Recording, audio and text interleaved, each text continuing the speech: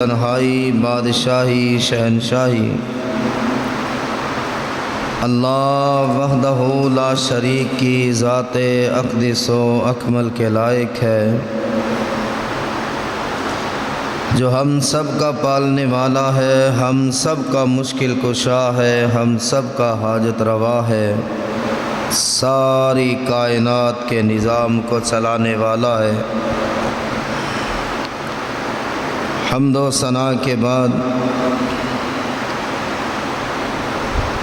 بے شمار لاتعداد ان گنت بے حد و حساب درود و سلام ہو احمد مصطفیٰ منبع ہدا پیکر صبر و رضا شفیع المذنبین سید المرسلین سید الانبیاء سید الاتقیاء امام الزاہدین امام المجاہدین خاتم النبیین سید المرسلین احمد مصطفیٰ جناب حضرت محمد مصطفیٰ صلی اللہ علیہ وآلہ وسلم کی ذات گرامی پر میرے عزیز دوستو، واجب الاحترام بزرگ حضرات، معززات ماؤں اور بہنوں، 7 ستمبر 1947 یہ وہ تاریخ ساز دن ہے۔ یوں تو ہمیں بھی، ہمارے بچوں کو بھی، جوانوں کو بھی شاید پتہ ہی نہیں چلے 7 ستمبر کا دن کون سا دن ہے اور کیا ہوا تھا۔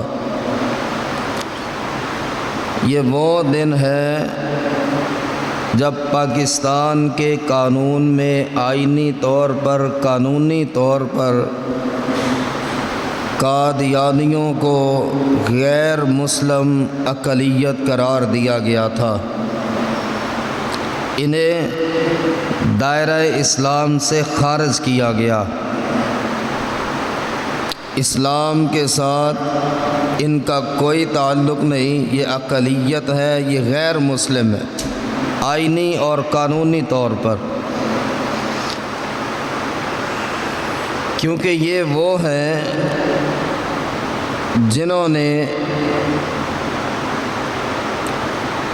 اللہ کی باتوں کو جھٹلایا، قرآن کو جھٹلایا، محمد کریم علیہ السلام کو جھٹلایا۔ انہیں دجال، کذاب، ملعون، دنیا جہان کی لعنت ان پہ ڈالی جائے، پھر بھی حق ادا نہیں ہوتا جو نبی کی نبوت میں نقب لگاتے، جبکہ اللہ تعالیٰ نے قرآن مجید فرقان حمید میں جگہ جگہ پر دلائل اتارے، اپنا حکم اتارا کہ محمد کریم علیہ السلام آخری نبی ہے، اس کے بعد کوئی نبی نہیں۔ ہمیں چوکس رہنا ہے، چوکنا رہنا ہے، ہمارے ایک ایک بچے کو بیدار رہنا ہے کہ قادیانیوں کا فتنہ جس طرح سر اٹھا رہا ہے اور کم پڑھے ہوئے لوگوں کو، علم سے، دین سے ناواقف لوگوں کو جس طرح وہ ورغلا کر قادیانیت کے دائرے میں لا رہے، رسول اللہ صلی اللہ علیہ وآلہ وسلم سے متعلق اللہ نے یہ آیت قرآن میں اتاری اور قیامت کے دن تک یہ پڑھی جانے والی آیت، ما کان محمد ابا احد من رجالکم، کہ محمد کریم صلی اللہ علیہ وسلم تمہاری اولادوں، تمہارے باپ نہیں ہے، ولیکن رسول اللہ جس نے پیدا کیا پوری کائنات کو، جس نے نظام بنایا اور نظام چلایا اور انسانوں کو بھیجا، ان میں سے انبیاء بنائے، یہ اس اللہ کا ہی فیصلہ ہے۔ وَلَٰكِن رسول اللہ وخاتم النبیین، وہ اللہ کے رسول ہیں اور رسولوں میں سب سے آخر میں محمد کریم علیہ السلام آئے۔ اب اس کے بعد کوئی دعویٰ کرے تو وہ جھوٹا ہے، وہ کذاب ہے، وہ دجال ہے، وہ اللہ کی باتوں کو جھٹلا رہا ہے، وہ مرتد ہے، وہ کافر ہے، وہ دائرہ اسلام سے خارج ہے، جس نے نہ رب کی بات مانی نہ رب کے رسول کی بات کو مانا۔ اور یہ ہمارے سمجھنے کے لیے، ہماری اولادوں کے سمجھنے کے لیے اس معاملے کو، اس میٹر کو، اس مدعے کو، اس عنوان کو، اس مضمون کو ایک لمحہ بھی ایسا نہیں ہونا چاہیے جینے سے لے کے مرنے تک کہ یہ ہمیں معلوم نہ ہو کہ رسول اللہ صلی اللہ علیہ وسلم کون ہے۔ اللہ تعالیٰ نے ایک اور مقام پر فرمایا وَمَا أَرْسَلْنَاكَ إِلَّا كَافَّةً لِلنَّاسِ بَشِيرًا وَنَذِيرًا، کہ ہم نے آپ کو پوری کائنات کے لیے رسول بنا کر بھیجا ہے، ایک محلے، ایک گلی، ایک بستی، ایک شہر، ایک صوبے، ایک ملک کے لیے نہیں، جہاں تک دنیا کے آخری کونے پر بھی اگر کوئی انسان بستا ہے تو اس تک بھی ہم نے یہ پیغام پہنچایا ہے کہ محمد صلی اللہ علیہ وسلم اللہ کے رسول ہے۔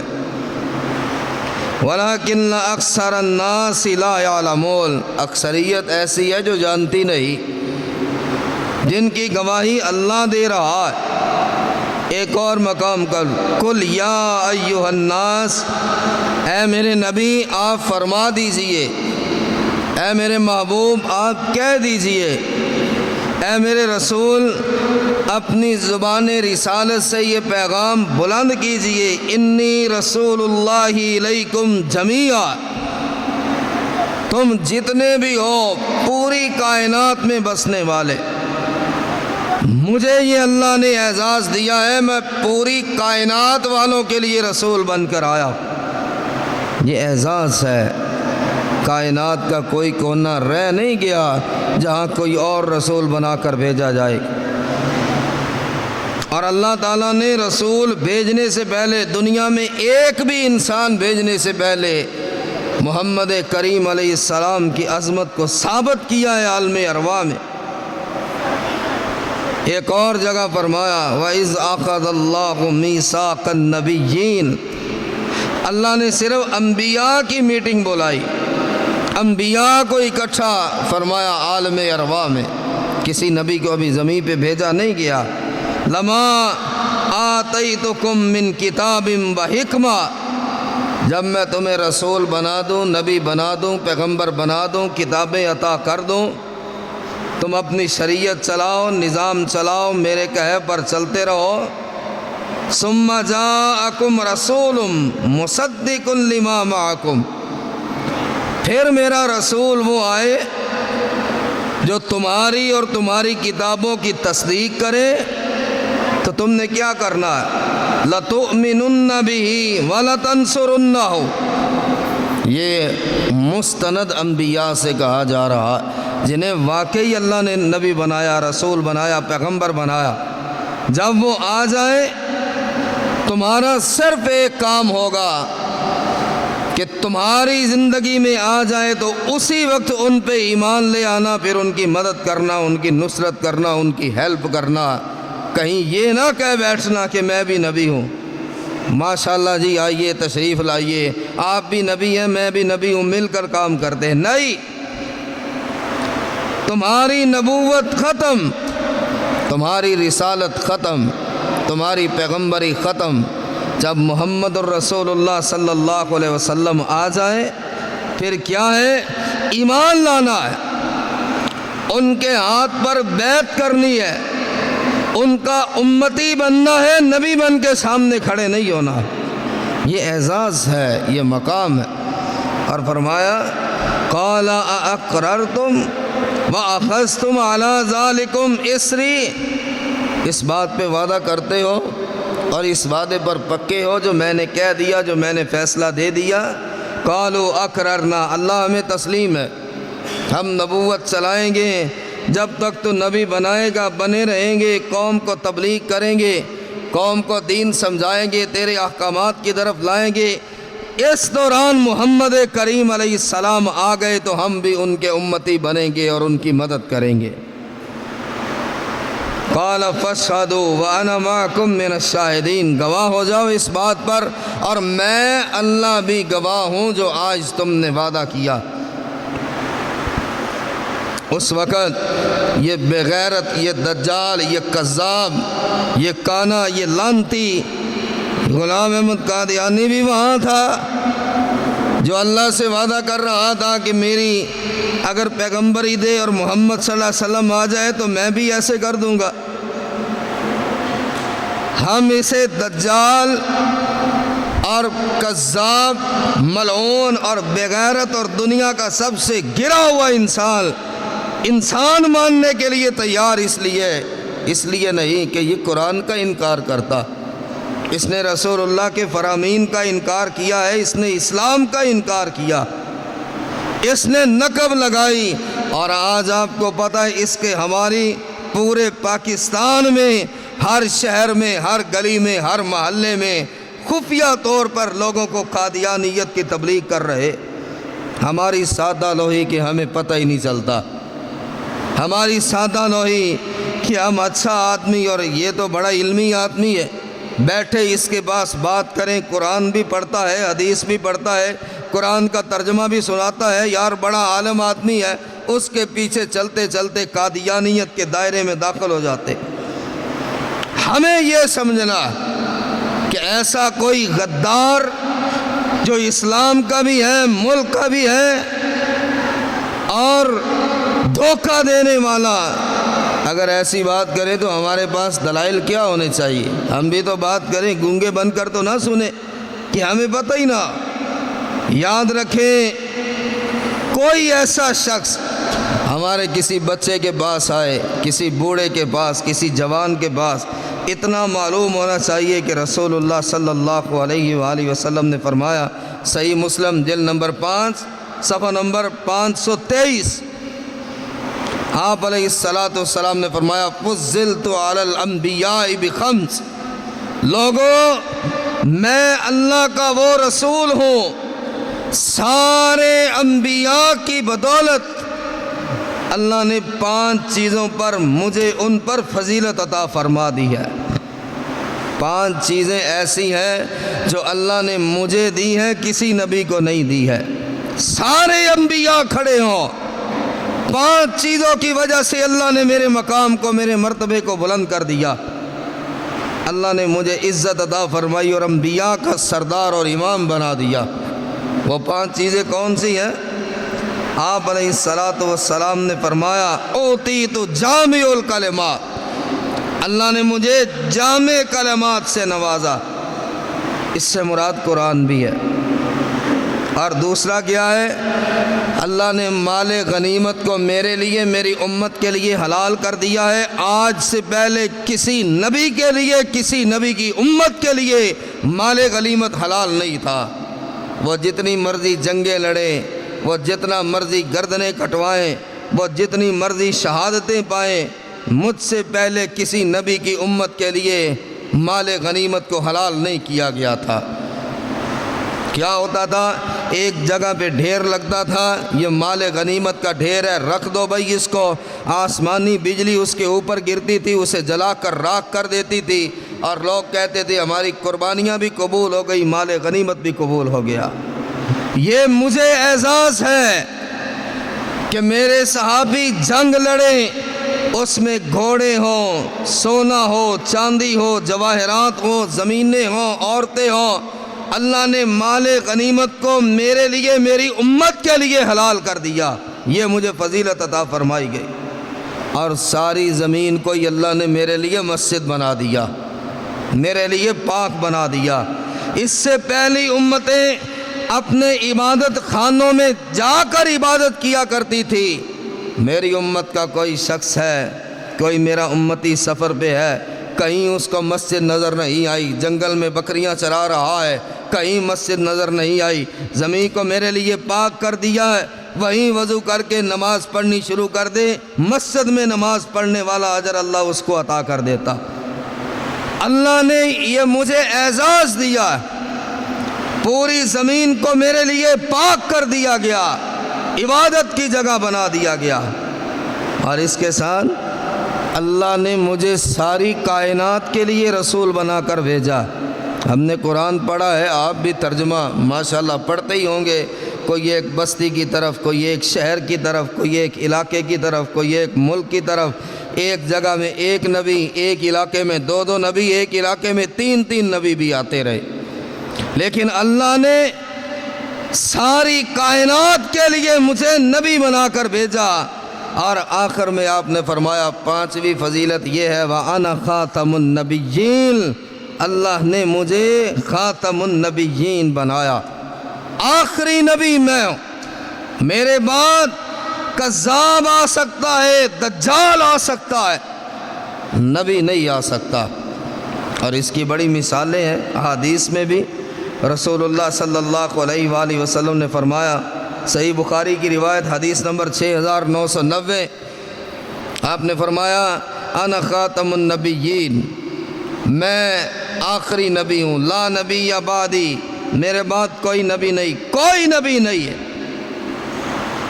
اگر ماں کسی کو کہہ دے، بچہ ہے، چھوٹا ہے، ہوش سنبھال رہا ہے، ماں جب اشارہ کر کے کہتی ہے کہ بیٹا یہ تمہارے ابو ہے، یہ تمہارا باپ ہے، یہ تمہارا والد ہے، آخری سانس تک ہم ماں کی بات پر چلتے ہیں کہ نہیں کہ یہ ہمارے والد ہے؟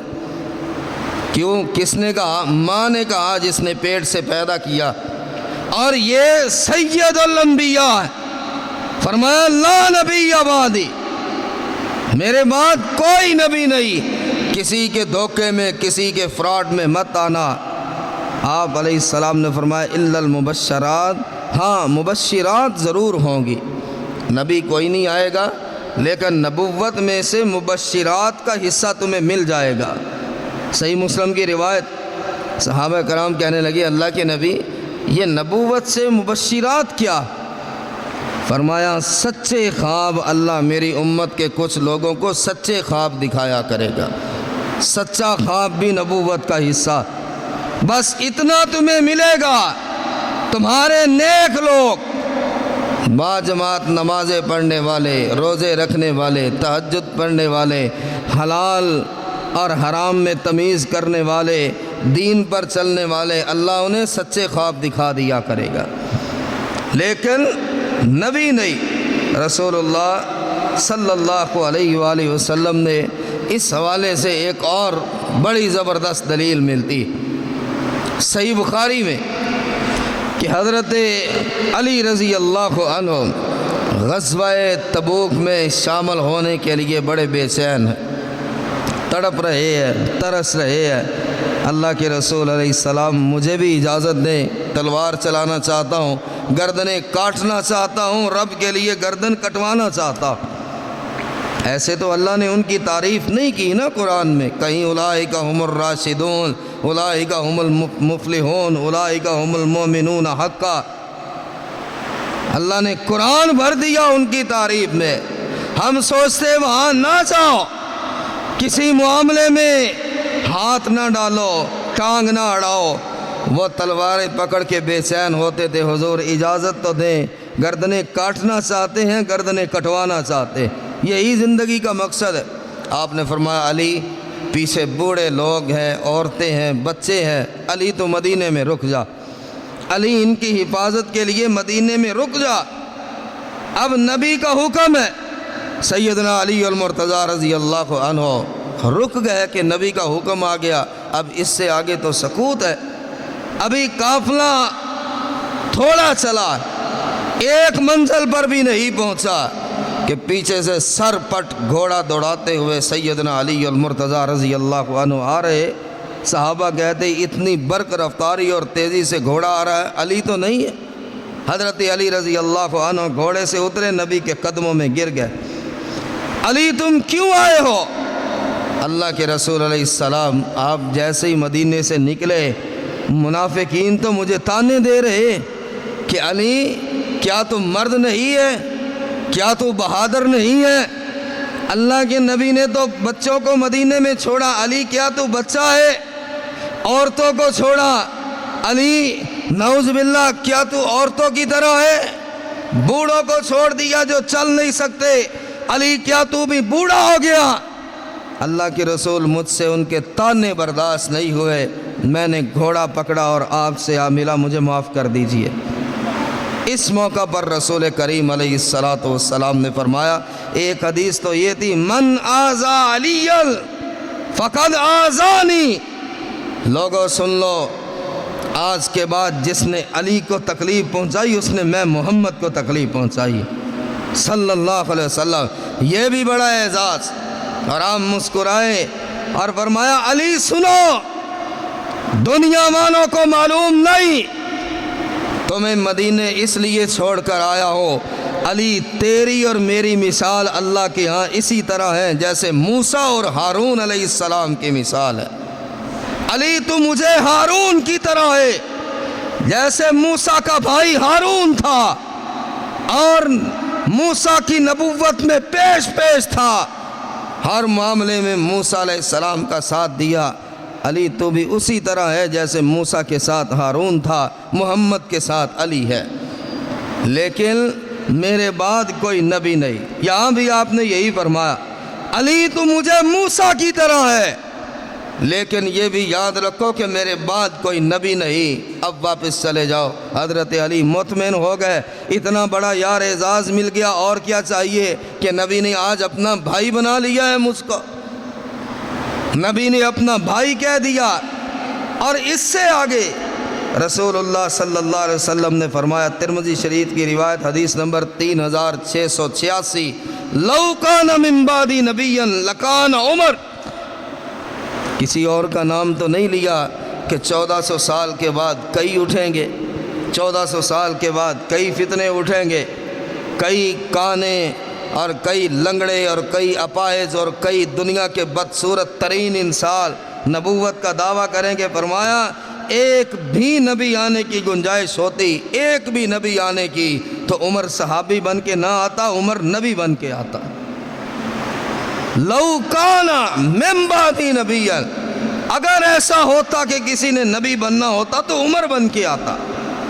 حدیث میں، قرآن میں اللہ تعالیٰ نے اپنے پیغمبر کی زبان رسالت سے کہلوایا، کوئی نبی نہیں آ سکتا۔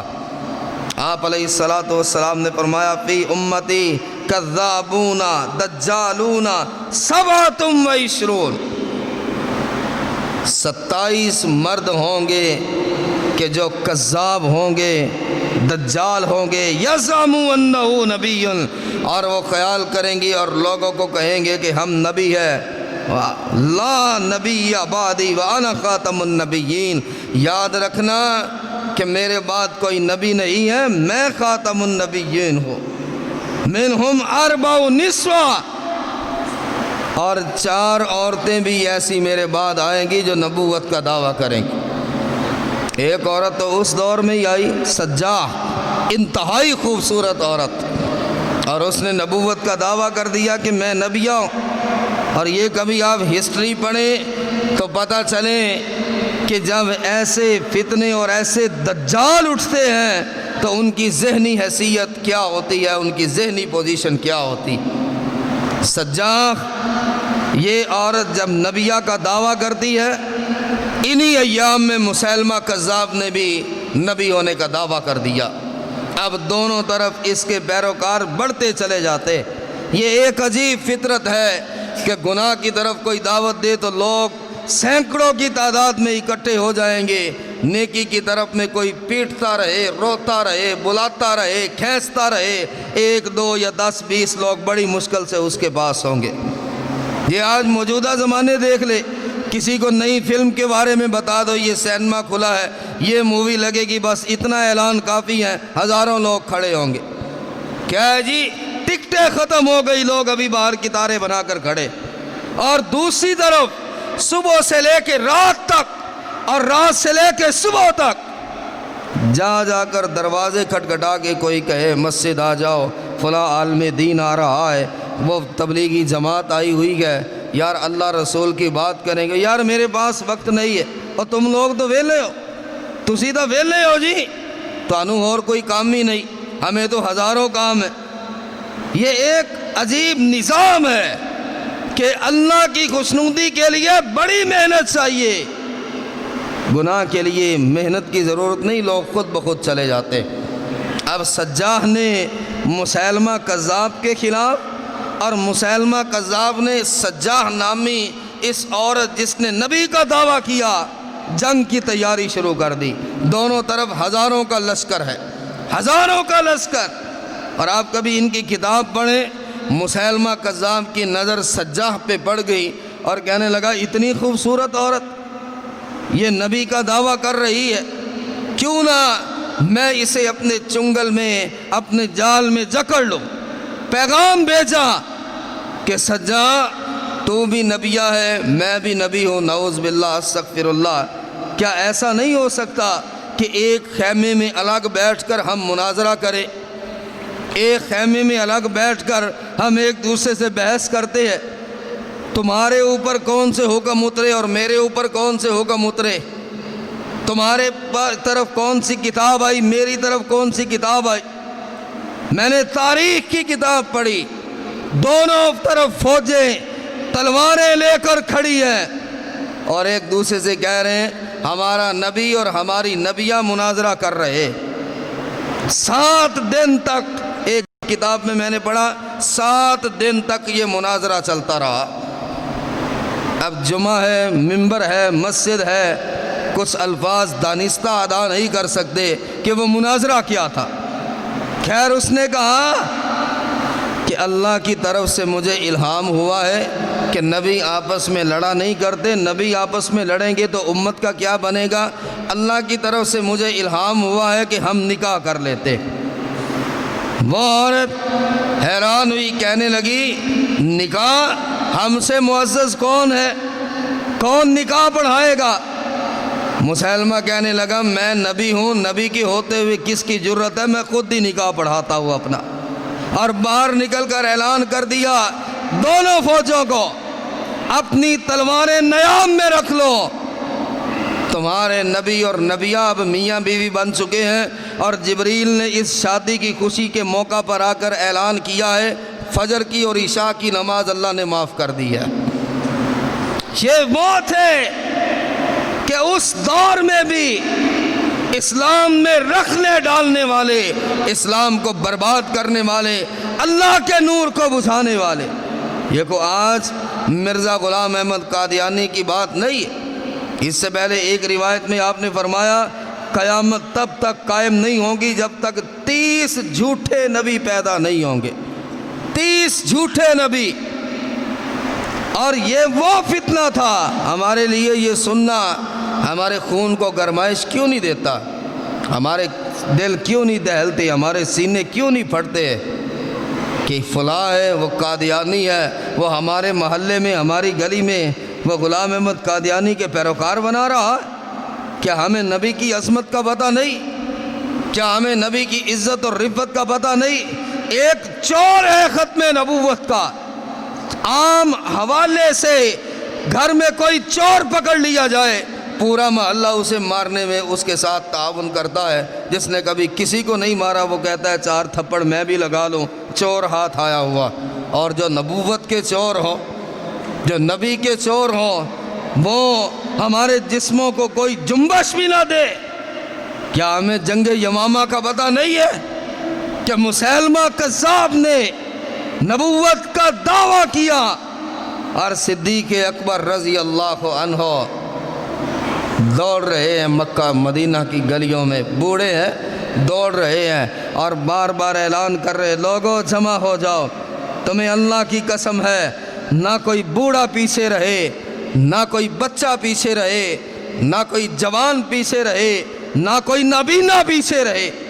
صدیق روتا جا رہا ہے آنکھوں سے آنسو بہ رہے، موسلادھار آنسو بہ رہے، داڑھی آنسوؤں سے تر ہو رہی ہے، اور صدیق کہہ رہا ہے بدری بھی شامل ہو جائیں، کوئی نابینا ہے تو وہ بھی تلوار اٹھا لے، بچہ ہے تو وہ بھی تلوار پکڑ لے، بوڑھا ہے تو وہ بھی تلوار اٹھائے، جوان ہے تو وہ بھی تلوار اٹھائے، مسیلمہ کذاب کا سر تن سے جدا کرنے جانا ہے، ان کے ساتھ جنگ لڑنی ہے۔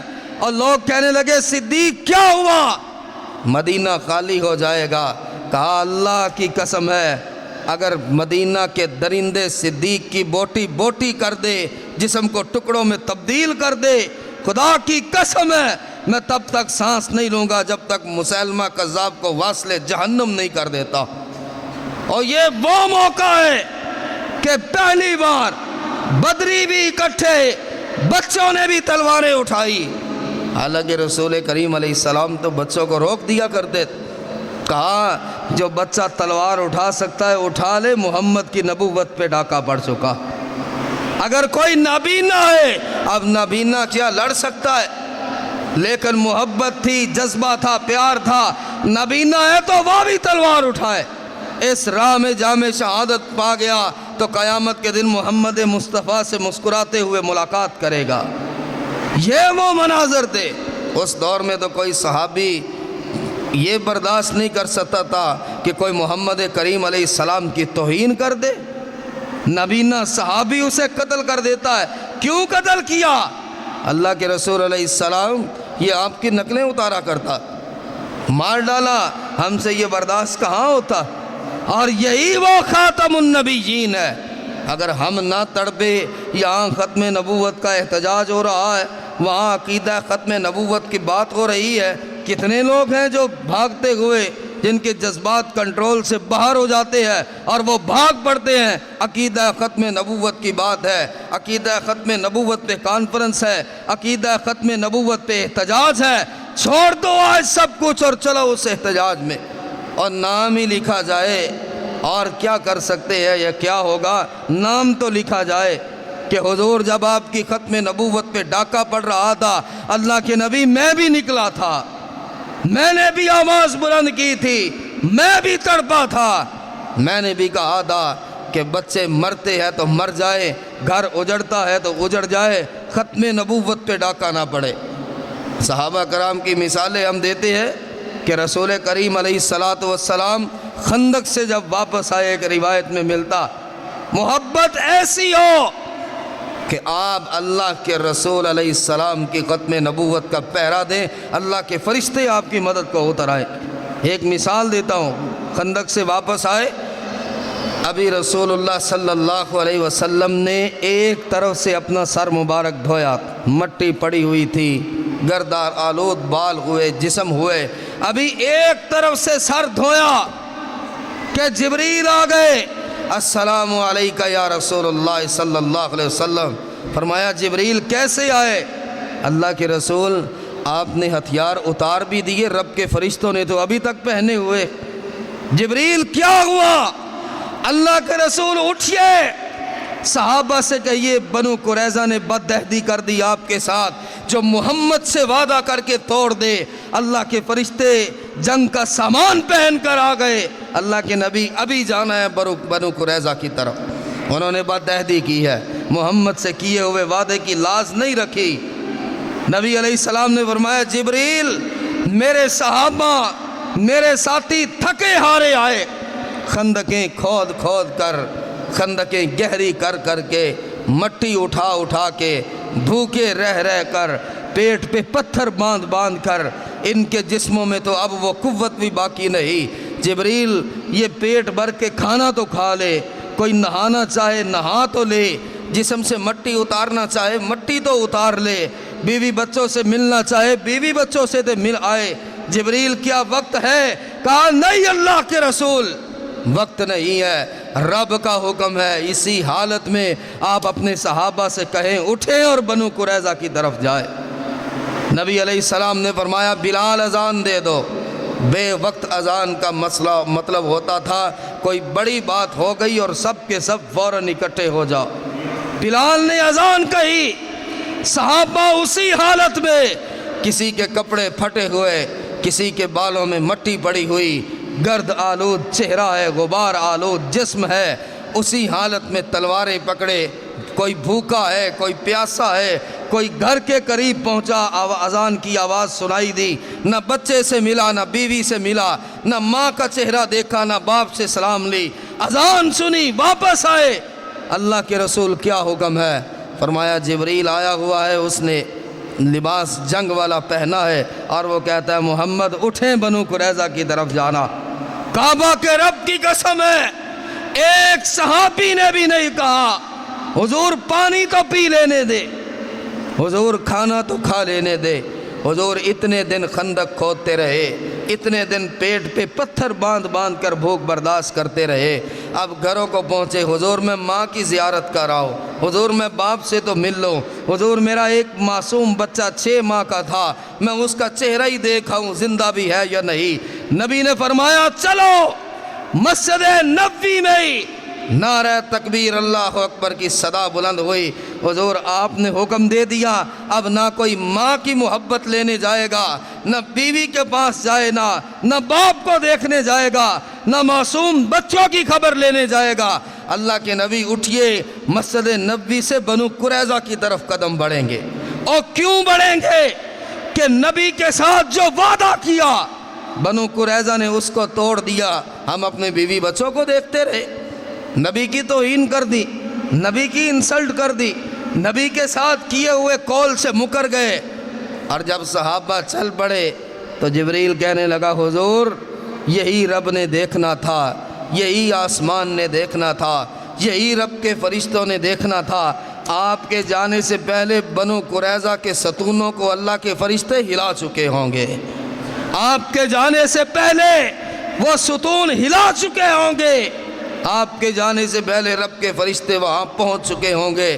بس دیکھنا یہ تھا کہ محمد کے یار کیسے ہے صلی اللہ علیہ وسلم، دیکھنا یہ تھا کہ وفادار کیسے ہے، دیکھنا یہ تھا کہ اس حالت میں بھی یہ قربانی دینے کے لیے تیار ہے یا نہیں۔ اور تھوڑی سی ہسٹری بھی یاد رکھے کہ 1891 میں، سن 1891 میں مرزا غلام احمد قادیانی نے مسیح موعود ہونے کا دعویٰ کیا تھا، اور سب سے پہلا خط جماعت اہل حدیث کے جو سورہ خیل ہے، اپنے اکابروں کو بھی یاد رکھے۔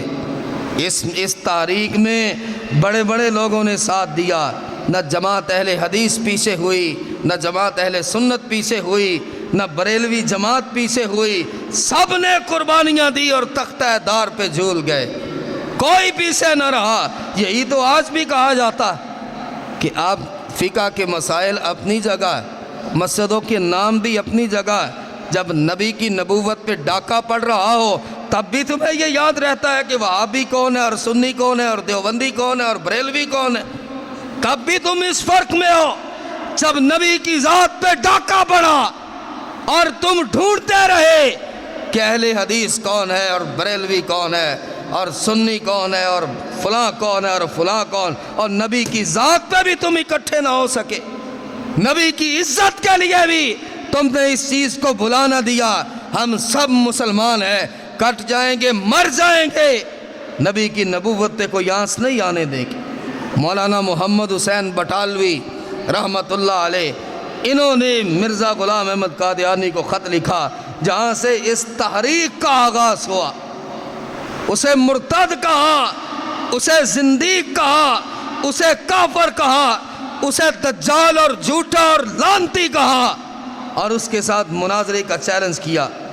اور آپ جانتے ہیں قیام پاکستان کے فوراً بعد قادیانیوں کا جو سربراہ تھا ظفر اللہ خان، یہ ڈسکا کا رہنے والا تھا، اور انگریز کی اتنی اس نے خدمت کی، انگریز کی اتنی خدمت کی، انگریز کے قدموں میں یوں بیٹھا کہ انگریز نے اس کو سر کا خطاب دیا تھا، سر نصر اللہ خان کہا جاتا تھا۔ اور اس نے یہ ربوہ میں بنیاد رکھی، جو ربوہ آج مرزائیوں کا گڑھ ہے، یہ ڈسکا کا جو ظفر اللہ خان تھا، اس نے ربوہ کی بنیاد رکھی کہ یہاں سے قادیانیت کی تحریک چلائی جائے گی۔